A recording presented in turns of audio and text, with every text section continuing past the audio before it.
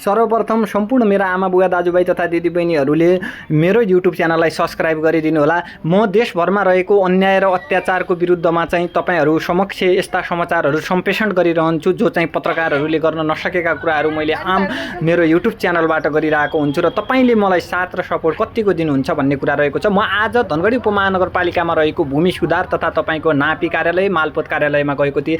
त्यहाँको अन्याय र अत्याचार र व्यतीत जनताले चाहिँ भोग्नु परेको शास्तिका विषयहरू तपाईले सचित्र वर्णन गर्न चाहन्छु।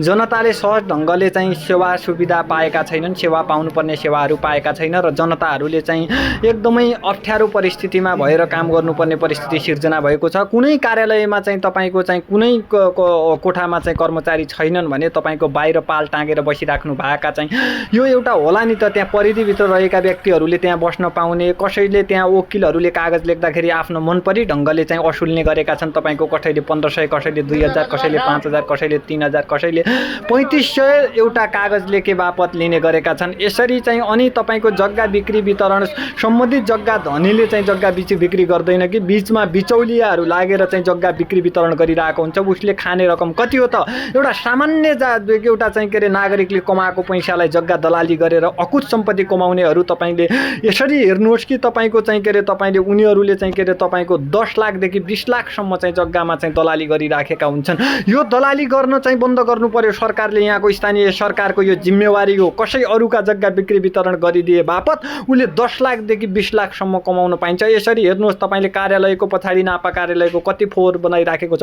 यो सार्वजनिक क्षेत्र हो, तपाईँ हाम्रो सम्पत्ति हो, जगेर्ना गर्नुपर्ने ठाउँमा यसमा हेर्नुहोस्। मेगासिरी भनेको कुरा यस्तो मेगासिरी खाएर चाहिँ जताततै थुकेर यस्तो नराम्रो फोहोर बनाएको छ र शौचालय सार्वजनिक शौचालयभित्र नापी कार्यालयको यसरी मेगासिरी खाएर चुरोट खाएर धुम्रपान गरेर हेर्नुहोस् जताततै फोहोर कसरी फालिएको छ। मालका कर्मचारी काल नै हुँदो रहेछन् यिनीहरू भन्ने कुरा चाहिँ यहाँबाट प्रमाणित गर्न सकिन्छ कि यहाँ तपाईँको चाहिँ चुरोट र मेगासिरी मात्र होइन, तपाईँको चाहिँ के अरे मदिरा सेवनको कुराहरू पनि, मदिरा सेवन गरेर झगडा गरेको कुरा पनि हामीले चाहिँ धनगढी उपमहानगरपालिकाको नापी र माल कार्यालयमा थाहै भएको कुरा। साबुन राख्ने ठाउँमा मेगासिरीका खुसेल्टा छन् भने मेगासिरी खाएर थुकेको अवस्था छ।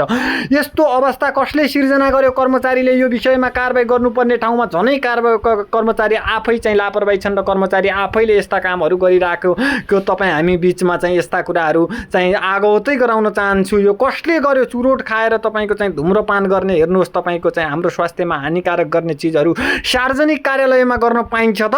यो कारबाही गर्नुपर्छ कि पर्दैन? ठाउँ ठाउँमा सीसी क्यामेरा जडान गर्नुपर्छ कि पर्दैन? यसको बारेमा कर्मचारी प्रमुख कार्यालयका मालपोत कार्यालयका कार्यकारी प्रमुख चाहिँ हुनुहुन्न। हेर्नुहोस् हुनुहुन्न। अहिले दिउँसोको 12:30 बजेको छ। कार्यकारी प्रमुख तपाईको हाम्रो चाहिँ 1 बजेको छ, हुनुहुन्न कार्यालयमा। प्रत्येक तपाईको कोठामा हेर्नुहोस्, तपाईँ हामीले चाहिँ हेर्न सक्नुहुन्छ। आज राष्ट्रको चौथो अङ्ग भन्ने पत्रकार कहाँ छन्? यहाँ कानेर चुकेका छन् भनेपछि तपाईँ हाम्रो चाहिँ विषयवस्तुलाई, जनताले दुःख पाएको विषयवस्तुलाई, यी हुन् कर्मचारी चाहिँ मालपोत कार्यालयका कर्मचारी हुन्। यी कर्मचारी कता जाँदैछन् हेर्नुहोस्, लम पसार परेर हात फट्काउँदै कतातिर जाँदैछन्। जनताले शास्ति भोग्नु परेको अवस्था छ। हेर्नुहोस्, न त पत्रकारले लेख्छ न त कसैले लेख्छ। यहाँका पत्रकारहरू बनाउँदाहरू आज कहाँ लुकेर बसेका छन्? यो विषयमा चाहिँ गम्भीर हुनुपर्ने कुरा हो।